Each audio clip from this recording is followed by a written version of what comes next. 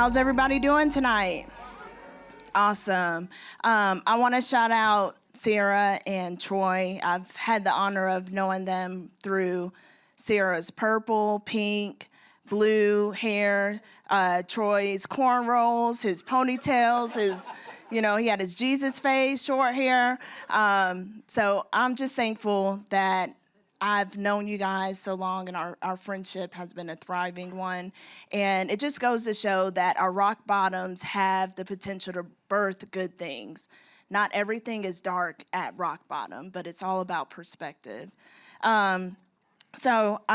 Just a side note, I remembered in the car when I was playing this song, and what made me think, have a different perspective was that in that song, it talks about miracle after miracle, open door after open door, which is all great things, but it also reminds me of the authority that our Father has over our lives. It talks about how he told this and told that to do all of these things throughout the stories in the Bible, and that can still happen for you.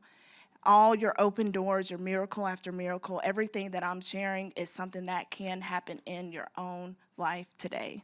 So, quick background about me. I grew up, born and raised, Lilburn, Georgia. I have 3 brothers, and growing up was somewhat chaotic. My dad is what you would call a functioning alcoholic. And he was, or not functioning. That was what I was. But anyway, we'll get to that. But my dad was what you would call an angry drunk.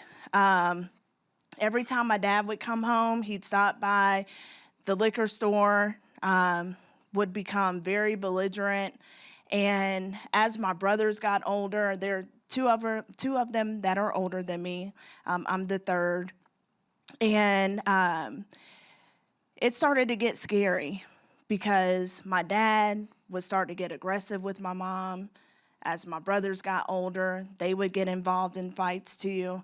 So I became the weekend police caller. Every time they had an argument, I was calling the cops every single weekend. My youngest memory was sitting in the desk in first grade and thinking about my parents because they both worked for the government. This was a Monday where they were both off, and I had a fear thinking, who would call the cops if they have a fight? And I truly believe going through all of that in my life is what really shaped me and my personality, because I just was the class clown then. Every time I got to go to school, that was the time that I got to be a kid. And I took great delight in making others laugh and me laughing. It was the only happiness that I had. And I would say when I was in 4th grade, my mom got pregnant again, and my dad stopped drinking. It was just like, boom, he just stopped. To me, I guess he thought he wanted to get it right with this one. And I was happy. But by then, the damage was done. By then, I would only consider my friends as family. My mom was a workaholic, so she would just go to work, come home. I didn't have this tight relationship with either parent. They took care of me, but there were a lot of things emotionally that I never dealt with, nor did I feel like I was worthy enough to be dealt with. So I just gravitated to friends and their families, and that really put into perspective what a normal, quote-unquote, family should be. Seeing how mothers were caring for my friends that were girls and going on trips and stuff, it really created the birth of resentment and wondering why work was so important to my mom, why my dad was willing to stop drinking only when my little brother was born, and here it was, we grew up living hell in our home, and nobody on the outside could ever tell. And that I didn't realize until I experienced recovery, but I didn't realize that.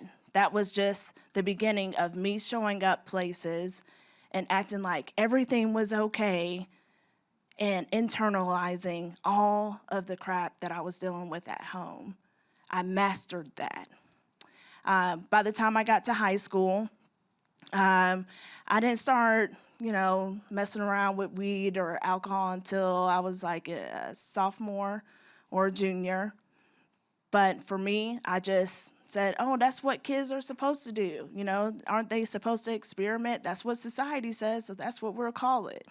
So I would smoke and I would drink. And I remember even the first time that I ever took a drink, I never took it lightly. I just blackout drunk. It was no sense in a buzz or anything. I was just drinking to drink, and I never considered all of the stuff I went through with my dad. Because for me, I wasn't acting like him, and I'm a teenager. And I did that all the way up until, for a long time, all the way after I graduated, and I ended up graduating. And when I graduated, I didn't know what I was going to do. I had 2 jobs at the mall, and I was like patting myself on the back because I was a worker, but I would still go out to drink and go out to the club. I don't know how I was doing all that, but man, I was out there doing it. And I should have seen a few of the red flags at that time. I know one job, I ended up getting let go because I came back from lunch drunk. And me and my coworkers, that's what we would do. We would go have drinks. Bartender was super cool, but for me, again, I couldn't take it easy. And I should have known then that I had a problem. But nobody else was telling me I had a problem, so I wasn't admitting it either. And fast forward to when I was 23, I gave birth to a beautiful baby girl who actually shares the same birthday as me. And I stopped drinking. And I stopped drinking for about 2.5 years, went back out. When I went back out, it snuck up on me because I started drinking after a Thursday night football. And next thing you know, me and her dad start having problems. My alcohol was my only fix. I was still doing like I did when I was younger, showing up to work, talking to friends, acting like everything was okay, and I was dying inside.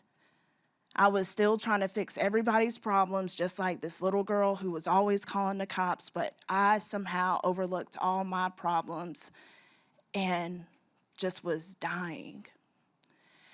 Unfortunately, my rock bottom with my addiction took place on January 11th, 2010.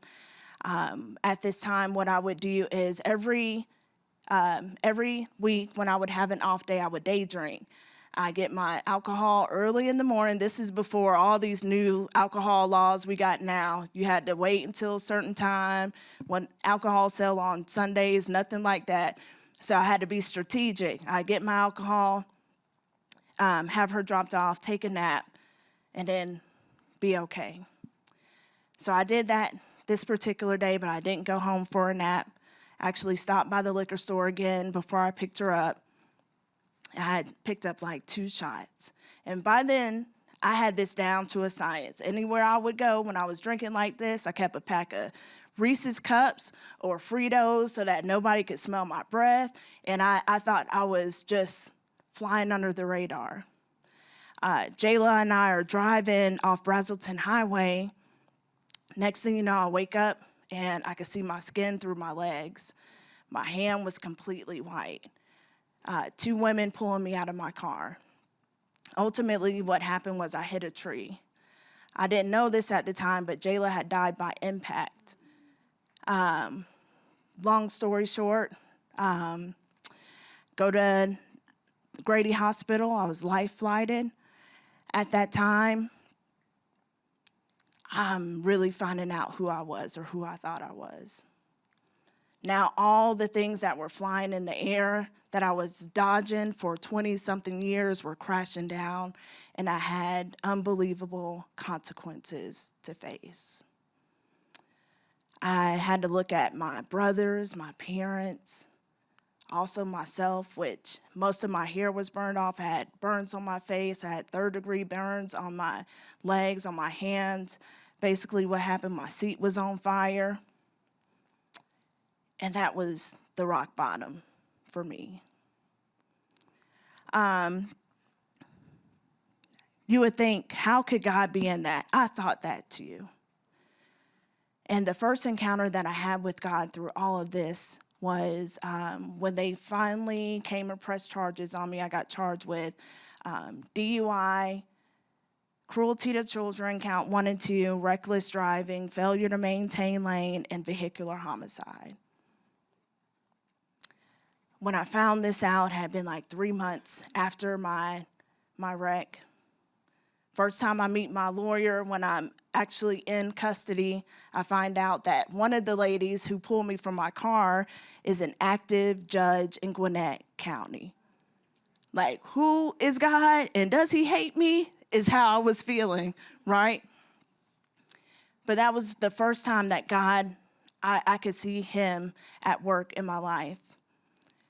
Doesn't sound like it's really miraculous at that time, but when you sit in suicide watch and it's nothing but silence and your charges up and you looking like an animal, and I still knew who my name was or who I was, I still knew who he was, and that was truly my first encounter with Christ. Was his love, his ability to keep me alive. Sometimes we don't give our life and being alive enough credit, because you can't get anything else that you're asking for unless you're alive. So I had to trust God through this. I had to trust God that somehow through all of this, he was going to make a way. Somehow through all of this, I was going to have a purpose. And I had to make a choice to either get out of this planning that I was doing in my addiction of how I was going to make this work, make that work, how I needed this, how I needed that, and I had to let him just be at work. And God did some miraculous things, kind of like what Troy was hinting at. That same judge that I was talking about, she came to see me when I was in custody. We made amends, and she stuck by my side from the time that I was in jail, through the time I bonded out, through my prison sentence. We actually worked together on 2 different nonprofit organizations this day. That was one of the miracles. Second miracle was when I ended up going to Rockdale House for Women. I bonded out. I still didn't think that I was an alcoholic. I just wanted to bond out. But guess what? 2 weeks later, I realized I was an alcoholic. And the Lord opened that door, I believe, so that I could really start facing those things that I was running from all of that time. And one of the days I walked in and the director was like, Alicia, you need to call your lawyer. He called when you were out. So I'm like, dang, man, because going through recovery, when you have pending charges, it was just a lot. It's like you got one leg in your future, and then you got the rest of your body in your past, and it's a lot mentally. So I called and I spoke to my lawyer, because leading up to this, I really struggled with how Jayla passed away. I tried to go back to my car, seeing my car on fire with my child in the car. That image kept me up night after night, and the Lord knew that I was struggling with that. And the reason why it's so important for me to tell you that is because I get on the phone with Larry, my lawyer, and he says, hey, Alicia, I want you to know that I saw the toxicologist that examined Jayla's body, and he said, I want you to know she did not suffer. He said they didn't see any soot or smoke in her lungs. And again, I was just telling y'all how the image of seeing my car on fire, knowing my child was in there, was something that really broke my heart day in and day out. But God saw it fit enough to make sure I knew she was gone just like that. That was no longer a weight that I was going to have to carry. After that, even through the process of going, I can go through a quick timeline for this. So I had my accident in January. I got charged in April. Went to rehab in July. I pled guilty to vehicular homicide in November, and I was sentenced 15-4. When I went through pre-parole, they told me I was only going to do a third of my time. By the time you calculated my jail and my time already there, I was like, okay, I can do that. That's at least it's not life, because that's what I was thinking at the beginning of this. Like, that's it. Well, I get there, that time goes and it comes. Where are you, God? It goes and it comes. And I start to believe, like, I was doing everything right. Where are you, God? How can I trust you? Where you at? I ended up getting a letter from the Department of Corrections that basically tells me that due to the circumstances of my crime, my TPM was extended. Tentative parole month is what TPM means, which was a gut punch to me. When I was in prison, I was faithful about talking about the Lord, and I was all into who I am and like seeing them at work. But I'm telling y'all that took me off. It took me off my rocker a little bit. Me and God had to talk, and we had to sit and work through these emotions. At that time, I didn't realize the blessing he was setting me up for, because they had just made up new guidelines on how long of a TPM you would need in order to go to the transitional house. And they gave me 24 months, and the max that you could have before you go to the TPM, 24 months.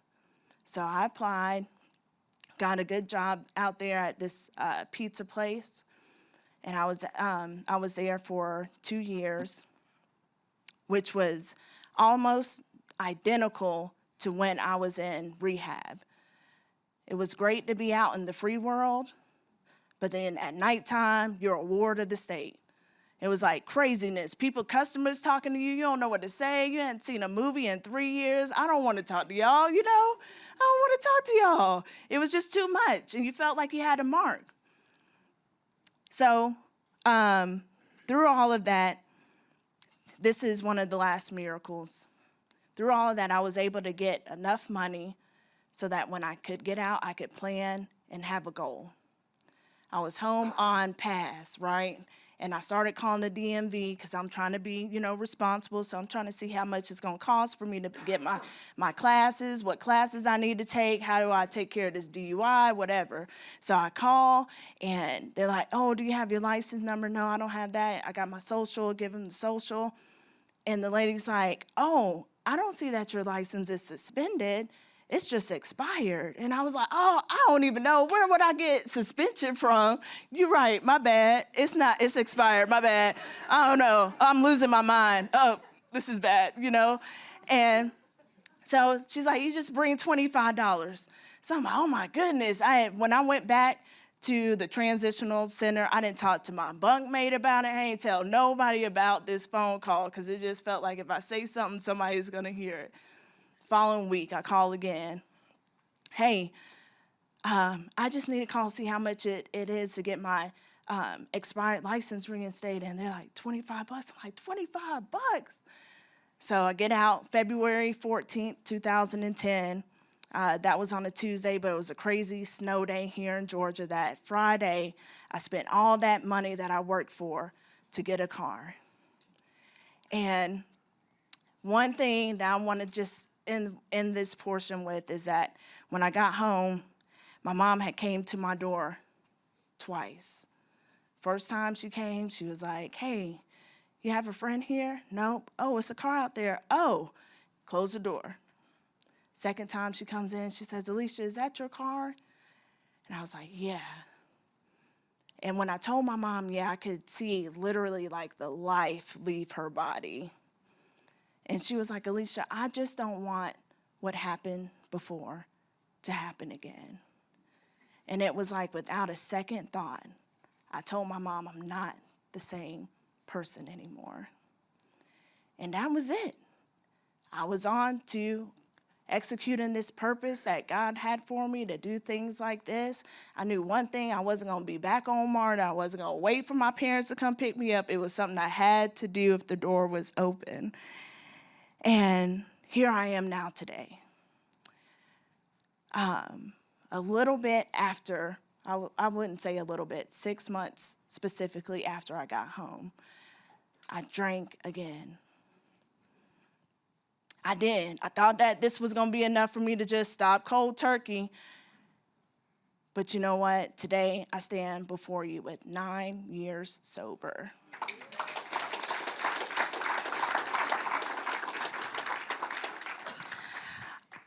You know, it's amazing because when I was telling Troy, sometimes when I think about my story, even when I'm prepping to tell my story, I still can't fathom that this is my life. I have a beautiful daughter, Grace, which I named her Grace because of God's grace for allowing me to be a mother again, just his awesome grace. And we talk about Jayla often. And I cannot have my child back specifically in that form. But because of Jesus, I can be the best mom that I ever thought that I could be. Because of Jesus, I never had a gap in my employment as a felon or anything. I never had that. I never have to beg for my job. Even though I knew I had a pass, guess what? That was my pass, and I was leaving it there. When I stepped into a room, I was showing up how God called me. That's how I was doing it. Because you know what? I was so sick and tired of addiction beating me up. I already carried the wounds emotionally. I carried the wounds and the scars physically.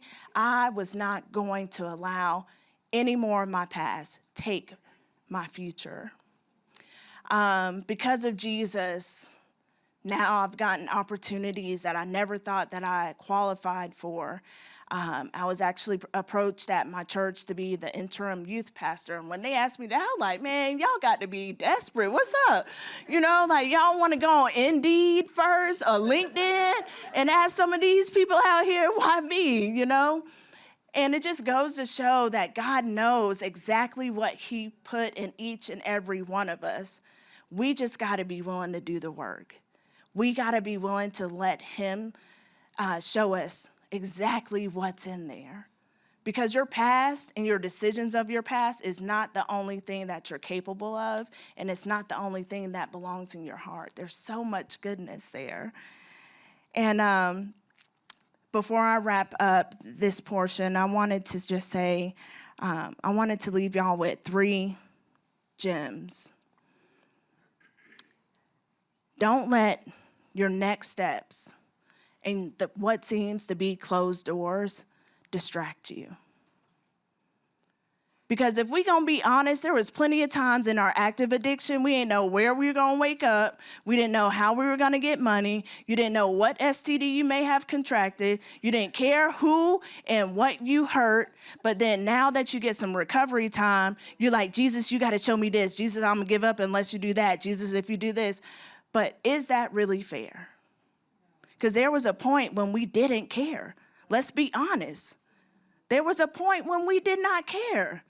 But now we know how everything is supposed to work. Even with the 9 years, I'm still messing up out here, y'all. Even with the 9 years.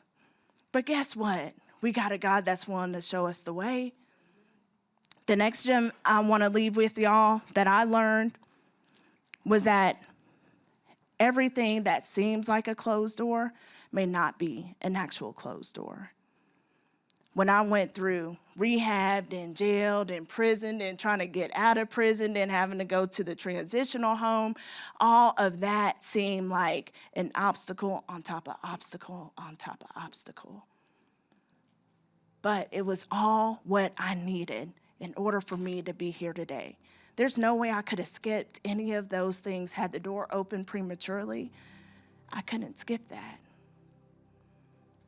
One thing that I didn't tell you was when I was working at the restaurant, I befriended these lawyers. I used to run from them because they were involved with legal stuff. 3 years ago, one of them ended up representing me pro bono, and my record is now clean.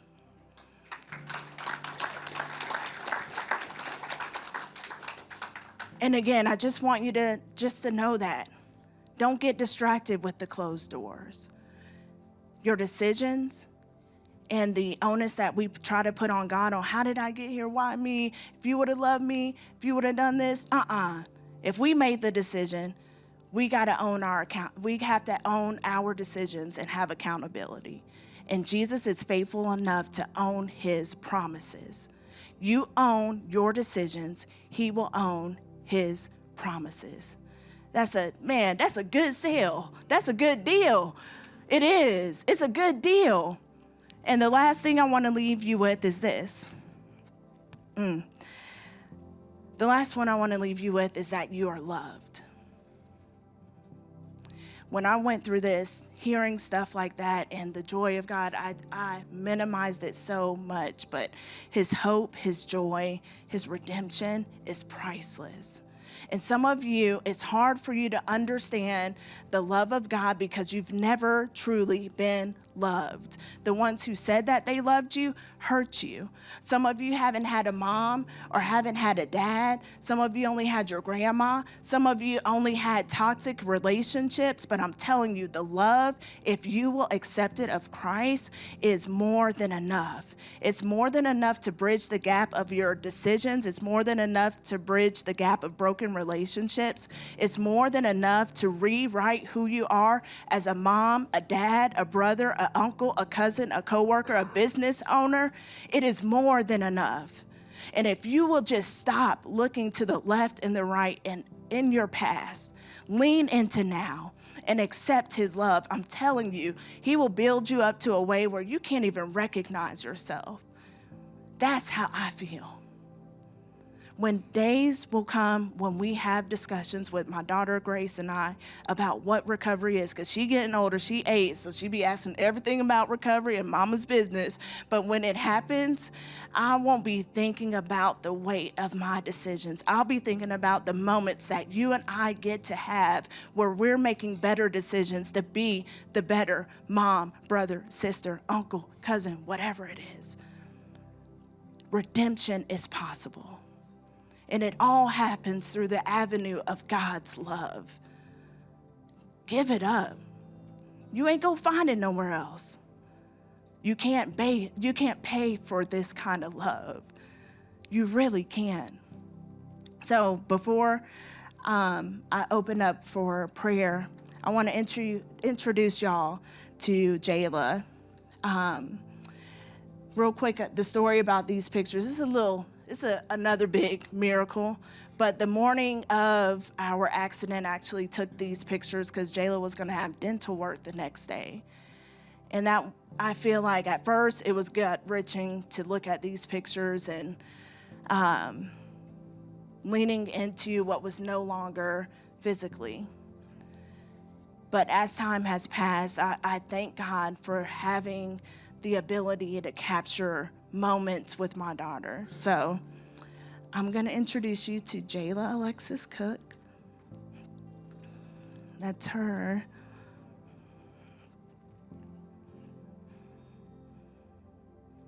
And every year on our birthday, this is what I do. I go out and share my story and I honor her life.